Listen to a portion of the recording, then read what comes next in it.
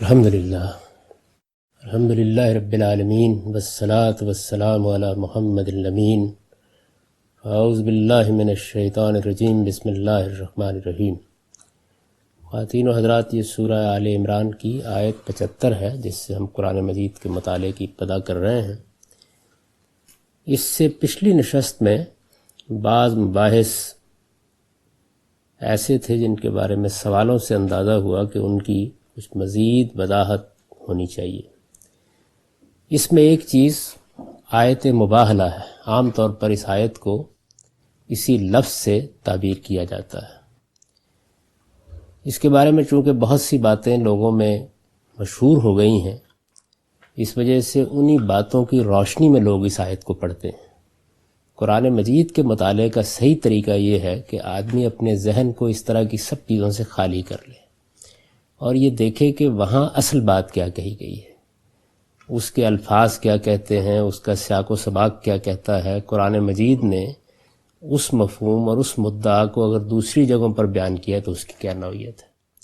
ان سب چیزوں کو سامنے رکھ کر جب آپ آیت کا ایک مدعا، اس کا ایک مطلب متعین کر لیں، اس کے بعد یہ دیکھیں کہ اس کے بارے میں روایاتوں میں کیا بات بیان ہوئی ہے، لوگوں نے کیا قصے بیان کیے ہیں۔ اگر اس طریقے سے اس کو دیکھا جائے گا تو اس کا صحیح موقع اور صحیح محل واضح ہوگا، صحیح مدعا تک ہم پہنچیں گے۔ اور اگر ایسا نہیں کریں گے تو اس کا شدید اندیشہ ہوتا ہے کہ ہم آیت پہ اپنے تصورات پڑھتے رہتے ہیں۔ تو قرآن مجید میں جہاں یہ آیت آئی ہے اس کو اگر آپ دیکھیں تو چند باتیں بالکل واضح ہیں۔ ایک یہ کہ رسالت مآب صلی اللہ علیہ وسلم پر قرآن نازل ہو رہا ہے، یعنی حضور صلی اللہ علیہ وسلم اپنے طور پر کوئی بحث مباحثہ نہیں کر رہے، کوئی گفتگو نہیں کر رہے، مسلمان کوئی بحث مباحثہ نہیں کر رہے۔ قرآن کیا ہے؟ اللہ کی کتاب ہے، گویا اللہ تعالیٰ حقائق کو واضح کر رہا ہے، پیغمبر کی زبان سے واضح کر رہا ہے۔ وہ حقائق کیا ہیں؟ وہ سیدنا مسیح علیہ السلام کے بارے میں ان غلط فہمیوں کی تردید ہے جو نصارہ نے پیدا کر لی ہیں، جو یہود نے ان کے بارے میں پیدا کر دی۔ ان سب کی تردید کو استدلال کے ساتھ واضح کیا گیا ہے۔ جب آپ بات کو استدلال کے ساتھ واضح کرتے ہیں، آپ دلیل دیتے ہیں، آپ دوسرے نے جو غلط فہمیاں پیدا کی ہیں ان کو دور کر دیتے ہیں، ہر لحاظ سے بات ایک خاص جگہ تک پہنچ جاتی ہے اور آپ کو اپنے موقف کی صداقت کا کامل یقین ہوتا ہے، اور دوسرے آدمی کے بارے میں بھی آپ اس نتیجے پر پہنچ چکے ہوتے ہیں کہ اس نے بات سمجھ لی ہے، اب وہ جھوٹ بول رہا ہے، اب وہ نہیں مان رہا تو جانتے بوجھتے نہیں مان رہا۔ یہ ساری چیزیں وہ ہیں کہ جو اللہ ہی جان سکتا ہے، اور اللہ تعالیٰ جب ان چیزوں کو جان لیتے ہیں تو اس کے بعد وہ سزا بھی دیتے ہیں، دنیا میں بھی دیتے ہیں بعض اوقات، اور آخرت میں تو بہرحال ان کا قانون ہے کہ وہ جزا و سزائی کی جگہ ہے۔ پیغمبروں کے آنے کے بعد اس کی نوعیت تھوڑی سی تبدیل بھی ہو جاتی ہے، یعنی اللہ تعالیٰ جن ہستیوں کو رسالت کے منصب پر فائز کرتے ہیں ان کے بارے میں اس سے پہلے بھی بتا چکا ہوں کہ ان کے ذریعے سے ایک نوعیت کی جزا و سزائی سی دنیا میں برپا ہو جاتی ہے۔ اب جب اللہ تعالیٰ نے بات وہاں تک پہنچا دی کہ جہاں دلیل کا پہلو ختم ہو گیا، تو رسالت مآب صلی اللہ علیہ وسلم سے یہ کہا گیا کہ اب آپ ان سے یہ کہیں کہ ہماری طرف سے بات پائے تکمیل کو پہنچ گئی۔ ہونا تو یہ چاہیے کہ حقائق کے واضح ہو جانے کے بعد آدمی حقائق کے سامنے سر جھکا دے۔ آپ حضرات نہیں مانتے ہیں، اور آپ لوگ بھی مذہبی لوگ ہیں، خدا کو ماننے والے ہیں، خدا کی بارگاہ میں آپ کو جواب دینا ہے۔ مسئلہ کسی زمین کے جھگڑے کا نہیں ہے بلکہ ایک حق کا ہے جو اللہ کی طرف سے آیا ہے۔ تو آئیے پھر اس موقع کے اوپر اللہ تعالیٰ سے دعا کرتے ہیں کہ ہم بھی اپنے سب اعزاء و اقربا کو لے کر آ جاتے ہیں، آپ بھی لے کر آ جائیے، اور اللہ سے دعا کرتے ہیں کہ جو جھوٹا ہے اس پر اللہ کی لعنت ہو۔ یہ کیا ہے؟ یہ ایک دعا ہے۔ ہم استخارے کی دعا کرتے ہیں، وہ بھی ایک دعا ہے۔ دعا کے بارے میں اللہ تعالیٰ کے کچھ قوانین ہیں جو قرآن مجید میں بیان ہوئے ہیں کہ جب ہم دعا کرتے ہیں تو اللہ تعالیٰ اپنے قانون اور اپنی حکمت کے مطابق دعاؤں کو سنتا ہے۔ ہمارے ہاں جس طرح استخارے کے بارے میں لوگوں نے یہ تصور کر لیا کہ وہ کوئی عمل ہے، جیسے ہی آپ کریں گے تو اس کے کچھ نتائج نکلیں گے، طرح حال ہے کہ اگر آپ اس پر بھی غور کریں تو وہ دعاؤں میں سے ایک دعا ہے۔ اللہ سے آپ نے دعا کی کہ پروردگار ہم نے اپنی طرف سے جو تدبیر کرنا تھی کر لی، اب ہم آپ سے یہ دعا کر رہے ہیں، استدعا کر رہے ہیں، درخواست کر رہے ہیں کہ آپ خیر کا پہلو ہمارے لیے نمایاں کر دیں۔ اللہ تعالیٰ اپنی حکمت کے تحت اس پہلو کو جس طرح چاہے گا نمایاں کرے گا، کسی معاملے کو یہاں قبول کرے گا، کسی کو آخرت کے لیے اٹھا رکھے گا۔ دعاؤں کے بارے میں خود اللہ تعالیٰ کے پیغمبر نے یہ بات واضح کر دی کہ ایسا نہیں ہو سکتا کہ ادھر آپ ہاتھ اٹھائیں، خدا دعائیں سنتا ہے، لیکن یہ کہ وہ اسی وقت قبول کر لے، وہ تو اصل میں مجموعی حکمت کے اندر رکھ کر ان کو قبول کرے گا۔ اگر اس مجموعی حکمت کا تقاضا ہوگا تو قبول ہو جائیں گی، اگر نہیں ہوگا تو نہیں قبول ہوں گی۔ پیغمبروں کے بارے میں یہ بات معلوم ہے کہ ان کی زندگی میں ان کے سامنے ان کے اتمام حجت کے نتائج نکل آتے ہیں۔ یہ نہ میرے بارے میں درست ہے، نہ باقی لوگوں کے بارے میں درست ہے، نہ کسی بڑے سے بڑے عالم اور فقیہ کے بارے میں درست ہے۔ اللہ نے ایسی کوئی ضمانت نہیں دے رکھی ہوئی کہ وہ حق و باطل کے معاملے میں روزانہ پردے اٹھائے گا۔ یہ پردہ پیغمبر کی بعثت کے بعد اس کے اتمام حجت کے نتیجے میں تو ایک حد تک اٹھتا ہے۔ تو اب رسول اللہ صلی اللہ علیہ وسلم کی زبان سے یہ دعا کرائی گئی ہے۔ جو دعاؤں کے بارے میں عمومی قاعدہ ہے اس کے مطابق ہی معاملہ ہوگا۔ دعا میں بھی آپ دیکھیے کہ دعا کیا کی گئی ہے۔ دعا یہ کی گئی ہے کہ جو جھوٹے ہیں ان پر خدا کی لعنت ہو۔ لعنت عربی زبان میں جس مفہوم کو بیان کرتا ہے وہ یہ ہے کہ اس کو خدا کی رحمت سے دور کر دیا جائے، یعنی اللہ کی رحمت اس کے قریب نہ رہے، وہ اللہ کی رحمت سے دھتکار دیا جائے۔ اب ایک شخص اللہ کی رحمت سے دور کر دیا گیا، قرآن مجید میں دیکھیے کہ اس کے کیا کیا نتائج نکل سکتے ہیں۔ ابو جہل اپنی ہٹ درمی کے نتیجے میں اللہ کی رحمت سے دور ہوا، فرعون اپنی ہٹ درمی کے نتیجے میں اللہ کی رحمت سے دور ہوا، تو کیا اگلے دن کوئی نتیجہ نکل آیا؟ یعنی اللہ کے پیغمبر کے بارے میں جو قانون ہے اس کے لحاظ سے نتائج نکلے۔ کتنے لوگ تھے جن پر حجت تمام ہو گئی، رسالت میں آپ صلی اللہ علیہ وسلم نے مکے سے ہجرت کر لی، وہ یقیناً اپنے موقف میں جھوٹے تھے، لیکن ان کے بارے میں جو نتائج تھے وہ اللہ کے قانون کے مطابق نکلنے تھے اور اسی وقت نکلے۔ تو رسالت میں آپ صلی اللہ علیہ وسلم کے ہوتے ہوئے تو اس کا پورا امکان تھا کہ یہ دعا کی، یعنی یہ دعا ہے، یہ دعا کی، وہ دعا میں شامل نہیں ہوئے۔ اس وجہ سے پہلے ہی مرحلے پر یہ واضح ہو گیا کہ ان کو اپنے موقف کی صداقت پر یقین نہیں ہے، وہ تو اس میں شریک ہی نہیں ہوئے۔ ہماری طرف سے یعنی رسالت میں آپ صلی اللہ علیہ وسلم کی طرف سے، اہل ایمان کی طرف سے یہ دعا کر دی گئی، خاتمہ کلام کے طور پر کی گئی، یعنی حقائق کو جب دلیل سے واضح کر دیا ہے تو اس کے بعد دعا کی گئی ہے۔ اب جب یہ دعا ہم نے کی تو اس دعا کے بعد اس کا کیا نتیجہ نکلنا چاہیے؟ اس میں یہ نتیجہ بیان نہیں ہوا کہ فلاں کی گردن کٹ جائے گی، فلاں زمین پر گر جائے گا، آسمان سے کوئی عذاب کا ٹکڑا اس کے اوپر آ گرے گا، وہ زمین میں دھس جائے گا، ایسی کوئی بات نہیں ہے۔ یعنی جو دعا کی گئی ہے وہ یہ ہے کہ اللہ کی رحمت اس سے دور ہو جائے، اس پر خدا کی لعنت ہو اگر یہ جھوٹا ہے۔ ان کے جھوٹا ہونے نے تو کسی لحاظ سے کوئی ابہام نہیں رکھا، اس لیے کہ وہ اس میں شریک ہونے کے لیے تیار نہیں ہوئے، تو ہر شخص پر بات واضح ہو گئی۔ ادھر یہ رسالت میں آپ صلی اللہ علیہ وسلم اور مسلمانوں کے یقین و ایذان کا اظہار بھی ہو گیا، بات اللہ تعالیٰ کی طرف سے کہی گئی ہے۔ اب فرض کر لیجئے کہ وہ جھوٹے تھے اور وہ اس دعا میں شریک نہیں ہوئے، اگر وہ شریک ہو بھی جاتے تو جو نتائج نکلنے تھے وہ رسولوں کے بارے میں جو اللہ کا قانون ہے اس کے مطابق ہی نکلتے، یعنی اللہ تعالیٰ نے رحمت سے دور کر دیا۔ یقین اذعان کے ساتھ ایک مسلمان ہے، میں ایک مسلمان کی حیثیت سے یہ یقین رکھتا ہوں کہ فلاں چیز صحیح ہے، تو میں آگے بڑھ کے یہ کہوں گا کہ اگر میں جھوٹا ہوں تو مجھ پر خدا کی لعنت ہو۔ لیکن یہ جو بات ہے اگر خدا نخواستہ میں نے غلط کہہ دی ہے تو کیا اس کا نتیجہ فوراً نکل آئے گا؟ اس کا نتیجہ عام حالات میں قیامت میں نکلے گا، یعنی بندہ خدا کی رحمت سے وہاں دور ہوگا، اور رسولوں کی بعثت کے بعد جو دینونت یا جزا و سزا برپا ہوتی ہے اس کے لحاظ سے دنیا میں نکل آئے گا۔ تو اگر وہ فرض کیجئے کہ یہ دعا کرتے تو کیا ہوتا؟ یعنی اللہ تعالیٰ کی جو لعنت اس زمانے میں ان لوگوں پر ہوئی جنہوں نے جانتے بوجھتے پیغمبر کا انکار کیا، وہ بھی اس میں شامل ہوتے، اور اس کے نتیجے میں جو کچھ ہونا تھا اور جو بعد میں ہوا وہ ان کے ساتھ بھی ہوتا۔ لیکن ایسی کوئی چیز نہیں ہے کہ اس کو حق و باطل کا معیار بنا کے کوئی بات کہی گئی ہے، یہ بات قرآن مجید کے الفاظ میں ہے ہی نہیں۔ یعنی قرآن مجید میں تو اصل میں خاتمہ کلام جب ہو گیا ہے تو یہ کہا گیا کہ بس اب یہ بات کہہ کے خاموشی اختیار کر لیں، ان سے کہیں کہ اگر آپ کو اپنی صداقت کا ایسا ہی یقین ہے تو آؤ معاملہ خدا کے سپرد کر دیتے ہیں۔ یہ معاملہ خدا کے سپرد کرنے کی آیت ہے۔ جس طریقے سے مثال کے طور پر دیکھیے نا کہ یہود نے یہ کہا کہ ہم لوگ تو خدا کے بڑے محبوب ہیں، تو اللہ تعالیٰ نے اس کے جواب میں یہ کہا کہ پھر تو تمہیں روز موت کی تمنا کرنی چاہیے، پھر تو روز کہنا چاہیے کہ محبوب کے پاس چلے جائیں، کہ دنیا کی تکلیفیں، دنیا کی مصیبتیں، یہ سب کیوں جھیل رہے ہو؟ پھر تو آپ کو کہنا چاہیے کہ پروردگار کل جو موت آنی ہے وہ آج آ جائے اور ہم تیرے پاس پہنچیں اور ان نعمتوں سے بہرہ یاب ہوں جو تو نے ہمارے لیے قائم کر رکھی ہیں۔ تو فرمایا کہ ہرگز یہ اس کی تمنا نہیں کریں گے، کبھی بھی نہیں کریں گے، کیونکہ یہ بھی جانتے ہیں کہ یہ دنیا کی محبت میں کس طرح غرق ہو چکے ہوئے ہیں۔ تو ان لوگوں پر بھی یہ بات واضح کر دی گئی کہ دیکھو تمہیں خود بھی اپنے موقف کی صداقت پر یقین نہیں ہے، ورنہ تم آگے بڑھ کر یہ بات کرتے۔ انہوں نے نہیں کی، یہ بات نہیں کی تو ان کی غلطی تو واضح ہو گئی، یعنی لوگوں پر واضح ہو گئی۔ استدلال میں پہلے بھی کوئی بات نہیں تھی، اس کے بعد لوگوں نے بھی سمجھ لیا کہ یہ اس میں شریک نہیں ہوئے، لیکن آیت کے اندر ہرگز کوئی ایسی بات نہیں کہی گئی کہ جس میں کوئی کل یا پرسوں نتیجہ نکلنے کی پیشین گوئی کر دی گئی ہے۔ اللہ کی رحمت سے دوری کی دعا کی گئی ہے، آپ اپنی اردو زبان میں اس کو بد دعا کہتے ہیں۔ یہ بد دعا رسالت میں آپ صلی اللہ علیہ وسلم نے ان لوگوں کے بارے میں 1 مہینے تک کی ہے جنہوں نے کچھ صحابہ کرام کو دھوکہ دے کے بلایا اور قتل کر دیا۔ اس سے بڑا جرم تو کوئی نہیں ہو سکتا تھا۔ یعنی صحابہ کرام میں سے کچھ لوگوں کو یہ کہہ کے بلایا کہ ہم مسلمان ہو گئے ہیں، آپ آئیے اور ہمیں آ کے تعلیم دیجیے، اور دھوکے سے بلا کے، جن میں حضرت خبیب کا بڑا مشہور واقعہ ہے، ان سب کے سب لوگوں کو قتل کر دیا۔ کچھ 70 کے قریب صحابہ قتل کر دیے گئے۔ یہ جو قنوت نازلہ ہے، جو ہمارے ہاں بھی اب لوگ بعض اوقات پڑھنا شروع کر دیتے ہیں، یہ حضور نے اس وقت بد دعا کی ہے، 1 مہینے تک نماز میں کی ہے، لیکن اس کے نتائج اسی قانون کے مطابق نکلے ہیں جو قانون پیغمبروں کے بارے میں ہے۔ ایسا نہیں کہ اگلے دن آسمان سے کوئی ٹکڑا ان کے اوپر گر پڑا ہے یا وہ غرق کر دیے گئے ہیں۔ فرعون پر بھی خدا کا عذاب آیا ہے تو ایک خاص وقت کے بعد آیا ہے۔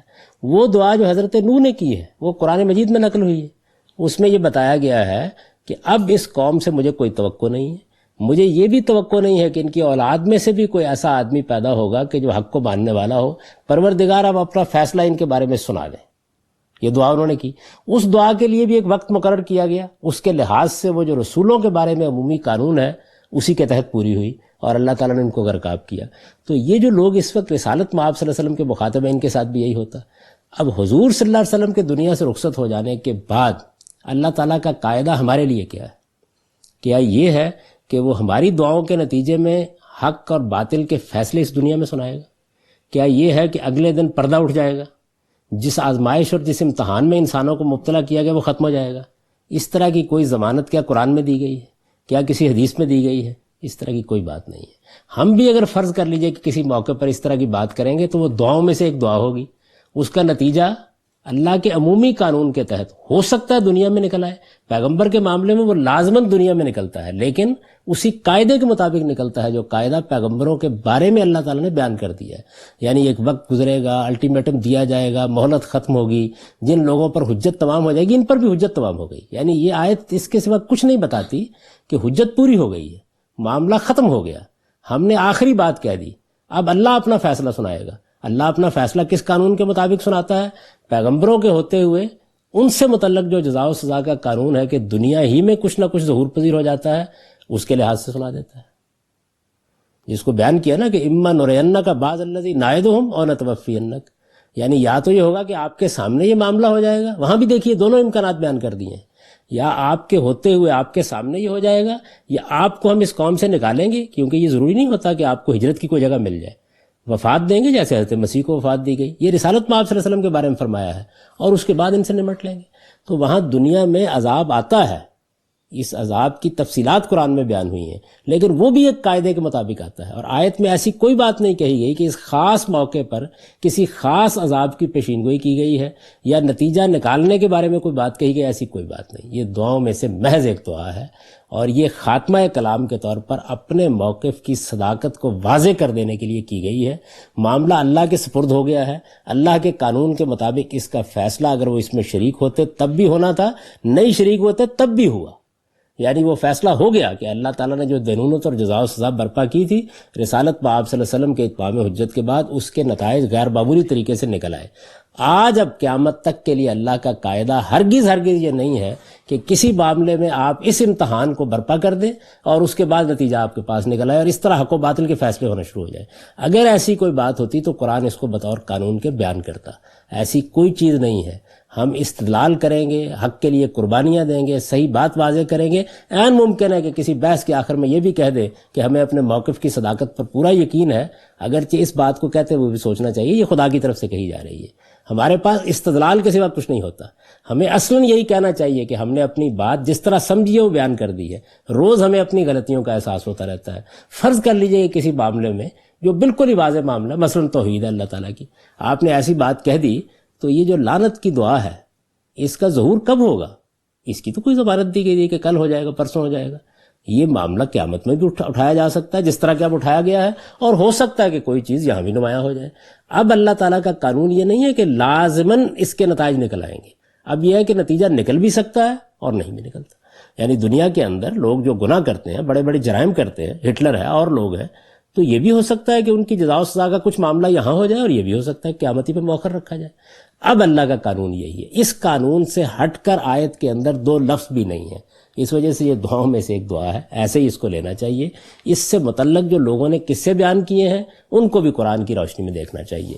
میں نے یہ واضح کر دیا تھا کہ اس میں جو یہ کہا گیا ہے کہ ہم بھی اپنے بچوں کو لے آتے ہیں اور اپنی بیویوں کو لے آتے ہیں، تو یہ مسلمانوں کی طرف سے پوری بات ہے، اس میں بھی رسالت مآب صلی اللہ علیہ وسلم کا خاندانی لازماً زیر بحث نہیں ہے، یہ اس موقع کی دعا ہے، یہ دعا کر دی گئی، تو ان قصوں کو بھی اسی کی روشنی میں دیکھیے۔ اور یہ جو اس کے بارے میں مباہلے کا ایک پورا تصور پیدا کر لیا گیا ہے، سچی بات یہ ہے کہ قرآن مجید میں اس کے لیے کچھ بھی موجود نہیں ہے، اچھا کسی صحیح حدیث کے اندر بھی کوئی بات موجود نہیں ہے، تو اس کو اس روشنی میں دیکھنا چاہیے۔ یہ چند معروضات تھیں جو میں نے اس آیت کے بارے میں آپ کے سامنے پیش کر دی۔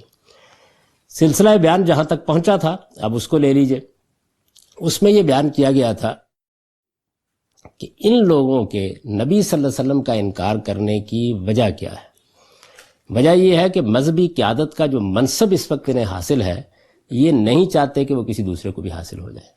یہ بات ذہن میں رکھیے کہ قوموں کے اندر اپنی برتری کے بارے میں اور اس کو قائم رکھنے سے متعلق ایک نفسیات پیدا ہوتی ہے، یہ افراد کی بھی نفسیات ہے، یہ قوموں کی بھی نفسیات ہے۔ اللہ تعالیٰ مختلف قوموں کو مختلف چیزوں میں برتری دے کر منتخب کرتا رہتا ہے۔ جس طرح مثال کے طور پر اس زمانے میں اگر سمجھ لیجئے تو مغربی اقوام کو سائنسی علوم میں غیر معمولی برتری حاصل ہو گئی، اور ایک ایسا غلبہ ان کو حاصل ہوا کہ جس میں علم کی کنجی، علم کی شاہ کلید ان کے ہاتھ میں آ گئی۔ مسلمان اور دوسری تمام اقوام کم و بیش ان کی دست نگر ہو کر رہ گئیں۔ یہ ایک خاص انتخاب ہے جو اللہ تعالیٰ نے کیا ہے دنیوی لحاظ سے۔ اس کے بھی کچھ نتائج ہیں، اس پر گفتگو کریں گے قرآن مجید میں جب وہ موقع آئے گا جس میں قوموں کے بارے میں اللہ نے اپنا قانون بیان کیا ہے۔ اسی نوعیت کا معاملہ، یعنی جس طرح اس قوم کے ساتھ ہوا ہے جس کی میں نے مثال دی، بنی اسرائیل کے ساتھ یا ذریت ابراہیم کے ساتھ معاملہ یہ ہے کہ اللہ نے اس کا انتخاب قیامت تک کے لیے کر لیا کہ یہ میرے دین کے گواہ بن کر کھڑے ہوں گے، میرے دین کی شہادت دیں گے، میرے دین کی شہادت دنیا پر قائم کریں گے۔ ان کے ہاں میرا دین دیکھا جا سکے گا بچشم سر، ان کے علم میں، ان کے عمل میں، یہ اس کی حفاظت کریں گے، یہ اس کو آگے پہنچائیں گے۔ اور اسی طریقے سے ایک مخصوص علاقہ ان کے لیے متعین کر دیا گیا، اس علاقے کی تفصیلات، اس کے حدود اربع بائبل میں بیان ہوئے ہیں۔ اس علاقے میں یہ آباد ہوں گے جس میں فلسطین کو مرکز قرار دیا گیا۔ یہ علاقہ ہے کہ جس علاقے میں اللہ تعالیٰ کی شریعت ظہور پذیر ہوگی، یعنی اللہ تعالیٰ کا حکم کیا ہے اس کے لحاظ سے انفرادی اور اجتماعی زندگی کی تنظیم کی جائے گی۔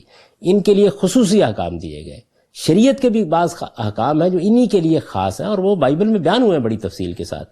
تو یہ سمجھتے تھے کہ مذہبی قیادت کا یہ منصب جو ہمیں حاصل ہے یہ ہمیں ہی حاصل رہے گا۔ ادھر اللہ نے فیصلہ کر لیا، اور اللہ کا یہ فیصلہ شروع سے موجود تھا کہ پوری ذریت ابراہیم کو اس نے منتخب کیا تھا۔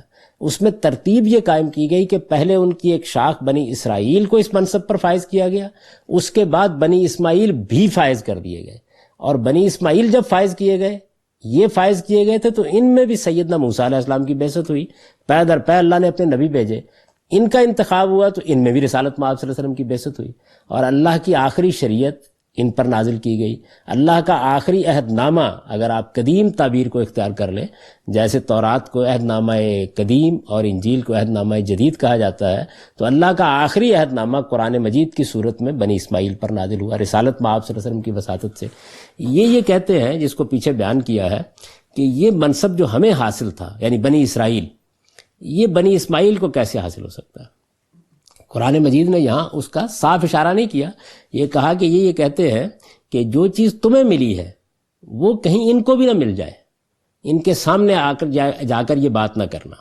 اور اس کے بعد یہ فرمایا کہ اللہ واسع بھی ہے اور علیم بھی ہے، اپنی رحمت کے لیے اپنے قانون کے مطابق جس کو چاہتا ہے منتخب کرتا ہے، وہ بڑے فضل والا ہے۔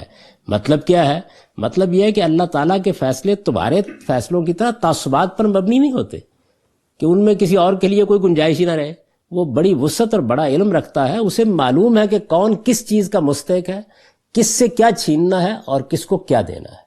اس کو بیان کرنے کے لیے یہ صفات آئی ہیں، جو قرآن مجید میں آخر میں صفات آتی ہیں، جیسے واللہ واسع علیم، واللہ ذو الفضل العظیم، تو یہ اس خاص مضمون کو بیان کرنے کے لیے آتی ہیں۔ بات یہاں تک جب پہنچ گئی تو اب ظاہر ہے کہ جو مخاطب ہیں، جس طرح کے آگے واضح ہوگا، وہ مسلمان ہیں، آخری فیصلہ صادر ہونے والا ہے، اہل کتاب کے ساتھ معاملہ خاتمے کو پہنچ رہا ہے، اس میں مسلمان طرح طرح کے سوالات بھی کرتے ہیں، ان میں وہ مسلمان بھی ہیں جو مخلصین ہیں، مومنین مخلصین ہیں، اور وہ بھی ہیں کہ جو سادہ لو ہیں اور کچھ کمزوری بھی اپنے اندر رکھتے ہیں، ان کے ساتھ تعلقات بھی ہیں، یہ تعلقات کاروباری بھی ہیں، ذاتی بھی ہیں، نسبی بھی ہیں، اور طرح کے بھی ہیں۔ تو ان تمام چیزوں کا لحاظ رکھ کے ان کو بتایا جا رہا ہے کہ اللہ کا آخری فیصلہ ہونے والا ہے۔ تو اب بات وہاں پہنچ گئی جس میں یہ کہا کہ یہ تم ان سے توقع رکھتے ہو، یعنی مسلمانوں کا ہے کہ تم ان سے توقع رکھتے ہو، ذرا اس پس منظر کو سمجھ لیجئے کہ یہ تمہارے پیغمبر کے معاملے میں انصاف کی بات کہیں گے۔ پہلے کچھ پردہ اٹھایا ہے کہ یہ کس طرح کی باتیں آگے کہتے ہیں، تو مسلمانوں کو یہ کہا کہ تم ان کے بارے میں یہ تصور رکھتے ہو، آؤ ہم تمہیں بتاتے ہیں کہ یہ کس کردار کے لوگ ہو چکے ہوئے ہیں۔ یعنی اس میں کوئی شک نہیں کہ ایک وقت تھا کہ جب ان کو اللہ نے منتخب کیا، فرمایا وَمِنْ أَهْلِ الْكِتَابِ مَنْ أَنْ تَأْمَنْهُ بِقِنْطَارٍ يُؤَدِّهُ إِلَيْكَ، کہ اس میں تو کوئی شک نہیں کہ اہل کتاب میں وہ لوگ بھی ہیں کہ اگر تم مال و دولت کا ڈھیر ان کے پاس امانت رکھ دو، ان تامن ہو بے کنتار، کنتار یعنی مال و دولت کا ڈھیر ان کے پاس امانت رکھ دو، یودہ ہی لیک، تو وہ ادا کر دیں۔ یعنی ایسے دیانتدار لوگ بھی پائے جاتے ہیں۔ یہ قرآن مجید کی غیر معمولی انصاف پسندی ہے۔ دیکھیے بات یہ ہے کہ جو سامنے لوگ موجود ہیں ان کے بارے میں ایک منفی تبصرہ کرنا ہے، تو پہلے جو اس کا مثبت پہلو اس کو نمایاں کر دیا کہ ایسا نہیں ہے کہ سارے اہل کتاب، یعنی اس وقت جو مسئلہ ہو رہا ہے وہ قومی حیثیت سے لیڈر ہیں، ان کے مذہبی پیشوا ہیں جو اس پستی میں گر گئے ہیں، ورنہ ان کے اندر یہ ٹھیک ہے کہ ایسے لوگ بھی ہیں کہ اگر تم مال و دولت کا ڈھیر ان کے پاس امانت کے لیے رکھ دو تو وقت آنے پر واپس کر دیں گے۔ وَمِنْهُمْ مَنْ إِنْ تَأْمَنْهُ بِدِينَارٍ لَا يُؤَدِّيهُ إِلَيْكَ، یہ قرآن مجید کی خاص زبان ہے، کنتار اور دینار۔ کنتار کہتے ہیں مال و دولت کے ڈھیر کو، اور دینار ایسے جب ہم بولے 1 روپیہ، 1 پیسہ، یعنی اس زمانے کا جو سکہ ہے، اور وہ بھی ہے کہ اگر تم 1 دینار بھی ان کی امانت میں دے دو، لا یودیہ الیک، تو جب تک تم ان کے سر پر سوار نہ ہو جاؤ، الا ما دمت علیہ قائما، وہ واپس کرنے کے لیے تیار نہیں ہوگا۔ یعنی اخلاقی لحاظ سے اس پستی میں ان میں سے بہت سے لوگ گر چکے ہیں۔ اس وجہ سے تم ان سے کیسے توقع کرتے ہو کہ تمہارے پیغمبر کے معاملے میں یہ انصاف کی بات کہیں گے؟ اب نظم یہ ہے بات کا، یعنی یہ تبصرہ جو کیا ہے، یہ تبصرہ یہ بتانے کے لیے کیا ہے کہ تم ان سے یہ توقع کر رہے ہو کہ پیغمبر کے معاملے میں ان میں سے کوئی نکلے گا اور وہ انصاف کی بات کر دے گا، تو کوئی تو شاید نکل آئے، لیکن بحثیت مجموعی یہ اس اخلاقی پستی میں گر چکے ہیں کہ ان کے ہاں اب اس طرح کی چیزوں کی کوئی اہمیت باقی نہیں رہی ہوئی۔ یہ دیکھ لیجئے کہ بالکل یہی صورتحال کیا اس وقت مسلمانوں کی نہیں ہو گئی۔ یعنی یہ ٹھیک ہے کہ ان کے اندر بھی کوئی 2-4 آدمی آپ کو مل جائیں گے ایسے کہ جو ڈھیروں مال و دولت بھی واپس کر دیں گے، لیکن بحثیت مجموعی حالت کیا ہے ہماری؟ یعنی بحثیت مجموعی تو یہی صورتحال ہے۔ تو جب کسی قوم کی اخلاقی پستی اس جگہ تک پہنچ جائے، اور یہ قرآن نے اشارہ بھی کر دیا کہ اخلاقی پستی کا ظہور معاملات میں ہو رہا ہوتا ہے، یعنی معاملات میں اگر اخلاقی پستی ہے تو یہ کیسے تصور کر سکتے ہو کہ پھر دین اور علم کے معاملے میں انصاف کی بات کہی جائے گی؟ جس وقت یہ معاملہ اخلاقی لحاظ سے اس جگہ تک پہنچ جاتا ہے تو اس کا ظہور ہر جگہ ہوتا ہے۔ اس میں دلیل بھی اس بات کی دے دی کہ جب یہ جاننے کے باوجود کہ امانت میں خیانت کتنا بڑا جرم ہے، جب یہ جاننے کے باوجود کہ ملاوٹ کرنا کتنا بڑا جرم ہے، جب یہ جاننے کے باوجود کہ کسی کا مال ہتھیا لینا کتنا بڑا جرم ہے، اس میں لوگ جرت کے اس مقام پر پہنچ جاتے ہیں، تو کیا تعجب ہے کہ دین کو چھپانے میں بھی اس جگہ پر پہنچ جائے۔ وہاں بھی ادنا چیزیں ہی ہوتی ہیں جو باعث بنتی ہیں، ادنا مفادات ہوتے ہیں، اغراض ہوتی ہیں جو اس کا باعث بنتی ہیں، یہاں پر بھی اغراض اس کا باعث بن جاتی ہیں۔ تو انسان کو بظاہر یہ معلوم ہوتا ہے نا کہ یہ تو ٹھیک ہے کسی نے کم تول دیا، یہ ٹھیک ہے کسی نے مال آپ کا ہڑپ کر لیا، لیکن کیا دین کے معاملے میں لوگ جھوٹ بولیں گے؟ یہ حقیقت ہے کہ آپ کو اگر اس کا تجربہ ہو تو یہ معلوم ہوگا کہ مذہبی لوگ اس معاملے میں زیادہ جری ہوتے ہیں۔ یعنی وہ یہ خیال کرتے ہیں کہ ہم یہ دین کے لیے جھوٹ بول رہے ہیں اور دین کے لیے دھوکہ دے رہے ہیں، دین کے لیے بہتان لگا رہے ہیں، دین کے لیے اس طرح کی دراندازی کر رہے ہیں، تو یہ چیز ان کو زیادہ جری کر دیتی ہے۔ یہ بھی خدا کی طرف سے برپا کردہ ایک امتحان ہے، یعنی اللہ نے دنیا آزمائش کے لیے بنائی ہے، اس وجہ سے یہاں علم اور عمل دونوں کے امتحان برپا رہتے ہیں۔ ان کے لیے امتحان یہ تھا کہ جس وقت پیغمبر کی بعثت ہو گئی، دیکھیے خواہش ہو سکتی ہے ان کی کہ ہمارے ہی پاس نبوت رہے، خواہش ہو سکتی ہے کہ امامت کا منصب ذریت ابراہیم میں سے صرف بنی اسرائیل کے پاس رہے، اچھی بات ہے، لیکن جب اللہ کا فیصلہ سامنے آ گیا اور معلوم ہو گیا کہ وہ فیصلہ بنی اسماعیل کے بارے میں صادر ہو گیا ہے اور اپنے جرائم سے بھی واقف ہے، اس کے بعد اس کو قبول کرنے کے لیے کیوں تیار نہیں ہوتے؟ یہ آپ اس وقت دیکھیے جو قومی کشمکش مسلمانوں کے یہاں برپا ہے، ان کے لیڈر، ان کے رہنما یہ بیٹھیں گے، تجزیے کریں گے، ان کے دانشور گفتگو کریں گے، لیکن کوئی اس جانب توجہ نہیں دلائے گا کہ مسلمانوں پر یہ جو کچھ ہو رہا ہے اس میں ان کا اپنا بھی کوئی جرم ہے یا نہیں ہے۔ دوسروں کی سازشیں کیا ہیں اس کے افسانے ہوں گے، دوسروں کے اوپر تان و تشنیع ہوگی، یہ بتایا جائے گا کہ کیا کیا ہو رہا ہے دنیا کے اندر۔ یہ کوئی نہیں دیکھے گا کہ خدا کے قانون کے مطابق ہم بھی کسی ایسی جگہ کھڑے ہیں کہ جہاں ہم پر رحمت کی نظر ہو جائے۔ یعنی وہ لعنت جو ہم پر ہو گئی ہے وہ تو ہمارے ایک ایک پہلو سے نمایاں ہو رہی ہے۔ اللہ کا ایک عذاب ہے جو مسلط کر دیا گیا ہے، اس کے اسباب کیا، اس کے وجوہ کیا ہیں۔ تو یہ قرآن مجید نے توجہ دلائی اس بات کی کہ ان کے ہاں اب اس توقع میں نہ رہو کہ یہ پوری قوم اٹھے گی اور جب حق واضح ہو جائے گا تو اس کی شہادت دے دے گی اور انصاف کی بات کر دے گی۔ تم ان سے توقع رکھتے ہو کہ تمہارے پیغمبر کے معاملے میں یہ انصاف کی بات کہیں گے، ادھر صورتحال یہ ہے کہ ان میں وہ لوگ بھی ہیں بے شک کہ اگر تم مال و دولت کا ڈھیر ان کے پاس رکھ دو تو واپس کر دیں، لیکن وہ بھی تو ہیں کہ جن کو 1 دینار دے دو اور جب تک سر پر کھڑے نہ ہو جاؤ، الا ما دمت علیہ قائما، سر پر سوار نہ ہو جاؤ، واپس نہیں کریں گے۔ اور فرمایا کہ اور بتائیں تمہیں، ذالک بانہم قالوا لیس علینا فی الامیین سبیل، یہ اس وجہ سے بھی ہے کہ انہوں نے کہہ رکھا ہے، یعنی انہوں نے یہ بات اپنے ہاں اصول کے طور پر طے کر رکھی ہے کہ امیوں کے بارے میں ہم سے کوئی مواخذہ نہیں۔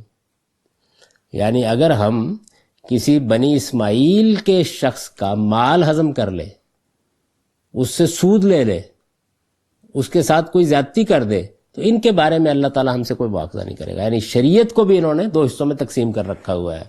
وَيَقُولُونَ عَلَى اللَّهِ الْكَذِبَ، اور فرمایا حقیقت یہ ہے کہ جانتے بوجھتے اللہ پر جھوٹ باندھنے کے عادی ہو چکے ہیں۔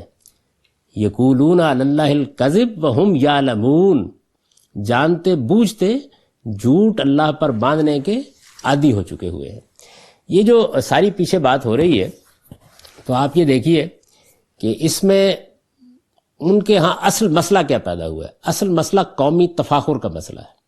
یعنی جس طریقے سے دنیا میں اور بہت سی آفتیں ہیں جو انسان کے لیے خرابی کا باعث بنتے ہیں، اس میں سے ایک بڑی آفت جو ہے جس کو موجودہ دور کے جو بڑے فلسفی ہیں انہوں نے بھی کم و بیش متعین کر دیا ہے، یعنی جو تجزیہ انہوں نے کیا ہے اگرچہ بغیر ہدم والا کتاب منیر کیا ہے، اگر قرآن مجید کی روشنی میں کرتے تو بہت سے پہلو نمایاں ہو جاتے، لیکن اس سے ہٹ کے بھی کیا ہے تو بہرحال دنیا میں جب انسان سوچتا ہے تو کچھ حقائق تک پہنچ جاتا ہے۔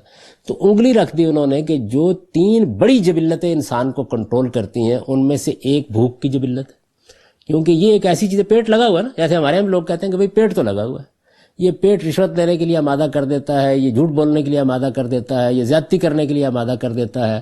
تو بھوک کی جبلت بھی انسان کو اندر سے بڑی قوت کے ساتھ ترغیب دیتی ہے بہت سی چیزوں کی۔ دوسرے جنس ہے، اس کا بھوت بھی جب انسان پر سوار ہو جاتا ہے تو کچھ یاد نہیں رہتا اس کو کہ وہ آدمی ہے یا جانور ہے۔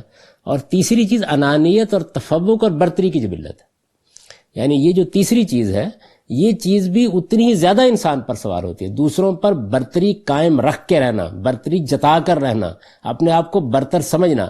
یہ برتری انفرادی سطح کے اوپر بھی ہوتی ہے اور انسان کو وہ کچھ بنا دیتی ہے جس کی قرآن نے تصویریں کھینچی ہیں کہ اپنے گال پھلائے ہوئے آتے ہیں، چال دیکھو تو ایسا معلوم ہوتا ہے کہ زمین کو پھاڑ دیں گے اور آسمان پر تھگلی لگائیں گے۔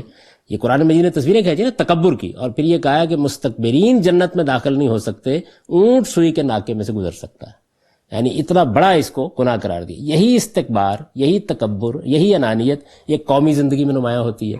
تو ان کے ہاں یہ قومی زندگی میں نمایاں ہو چکی ہوئی تھی، یعنی ایک لمبی تاریخ جس میں نبی آئے، جس میں سیدنا سلیمان اور داؤد جیسی سلطنتیں قائم ہوئیں، وہ کوئی معمولی سلطنتیں نہیں تھیں۔ یعنی آج جو کرشمہ سازیاں سائنس کے اکتشافات سے دکھائی جا رہی ہیں وہ کرشمہ سازیاں اس موقع پر اللہ تعالیٰ کے خصوصی تصرفات سے سامنے آئیں۔ سیدنا سلیمان کی سلطنت کا قرآن ذکر کرے گا آگے جا کے، یہ سب ہوا۔ تو یہ جو چیز ہے یہ وہ ہے کہ جو ان کے لیے باعث بن گئی۔ اب نبی صلی اللہ علیہ وسلم کی رسالت ایک عظیم اور بے پایاں رحمت اور برکت بھی تھی۔ بنی اسماعیل پر اللہ تعالیٰ کا یہ انعام ہوا کہ اس نے ان کے خاندان کو اس عظیم اور عالمگیر برکت کے ظہور کے لیے منتخب فرمایا۔ اب ظاہر ہے بنی اسماعیل پر یہ حق تھا کہ وہ اللہ کے اس انعام کی قدر کرے، اور بنی اسرائیل کے غصے اور حسد کے رغم اللہ تعالیٰ نے اپنی اس عظیم برکت سے امیوں کو نوازا۔ وہ جس کو چاہتا ہے اپنے رحمت کے لیے خاص کرتا ہے، جس کو قبول کرنے کے لیے تیار نہیں ہوئے۔ جب یہ قبول کرنے کے لیے تیار نہیں ہوئے تو اب یہ توقع بھی ختم ہو گئی کہ یہ کسی سچائی کی گواہی دیں گے، اس پر یہ تبصرہ فرمایا۔ اور پھر اس کے بعد یہ بات کہ مسلمان اس توقع میں رہیں کہ جو پیشینگوئیاں ان کے پاس ہیں یہ دیانتداری سے بیان کر دیں گے؟ فرمایا کہ نہیں، یہ جن چیزوں کے امین بنائے گئے کوئی امکان نہیں۔ اور پھر اس خیانت کا سبب بیان کر دیا کہ جن لوگوں کا معاملہ یہ ہے کہ دنیا کی ایک متاع حقیر آپ ان کے سپرد کر دیں، وہ اس امانت کا حق ادا نہیں کر دے تو وہ نبی صلی اللہ علیہ وسلم کی صداقت کی گواہی کس طرح دیں گے؟ اور یہ بات بھی قرآن نے اس کے ساتھ واضح کر دی کہ جو لوگ امانت دار ہیں ان کے اندر سے، ان کے بارے میں توقع رکھ سکتے ہو کہ وہ پیچھے نہیں رہیں گے، جلد یا بدیر آگے بڑھائیں گے، یعنی اس کے مثبت پہلو کو بھی نمایاں کر دیا۔ لیکن بحیثیت مجموعی قوم کا حال یہ ہے۔ اس کے اوپر پھر مزید استدلال فرمایا کہ یہ چیز آج ظہور پذیر نہیں ہوئی، یعنی ایسا نہیں ہوتا کہ کسی قوم سے یک بیک اس طرح کے جرم کا ارتکاب ہو جاتا ہے کہ وہ ایک حق کی گواہی دینے سے انکار کر دے۔ اس کے پیچھے کردار کی یہ پستی ہے جو اصل میں صدیوں میں پیدا ہوتی ہے، اخلاقی لحاظ سے کوئی قوم گرنا شروع ہوتی ہے۔ ایسا نہیں ہوتا کہ یک بیک اللہ تعالیٰ اس کی گرفت شروع کر دے، ایسا بھی نہیں ہوتا۔ اور ایسا بھی نہیں ہوتا کہ کوئی ایک معاملہ ایسا ہو کہ جس کے اندر قومی حیثیت سے اتنے بڑے جرم کا ارتکاب ہو جائے اور اس سے پیچھے بڑے اعلیٰ اخلاق موجود ہوں۔ تو فرمایا کہ ان کے ہاں تو نظریہ یہ بن گیا ہے کہ دوسروں کا مال باطل طریقوں سے کھانے کی جو ممانعت تورات میں ہوئی ہے یہ اصل میں غیر قوموں کے لیے نہیں ہے، ہمارے لیے۔ یعنی ہم بنی اسرائیل تو ایک دوسرے کا مال باطل طریقوں سے نہیں کھائیں گے، لیکن امیوں کا کھا لیں تو اس میں کوئی حرج کی بات نہیں۔ ہمارے ہاں بھی اس طرح کے بعض فلسفے پیدا ہوتے رہے ہیں، یعنی ہمارے جو مولوی حضرات ہیں انہوں نے بھی بعض موقعوں پر اس طرح کے فتاویٰ دیے ہیں۔ تو یہ چیز ان کے ہاں بھی، ان کے مولویوں کا بھی فتویٰ یہ تھا کہ دیکھو اگر تمہیں کسی کا مال ہڑپ کرنا ہے تو اپنوں کا نہ کرنا۔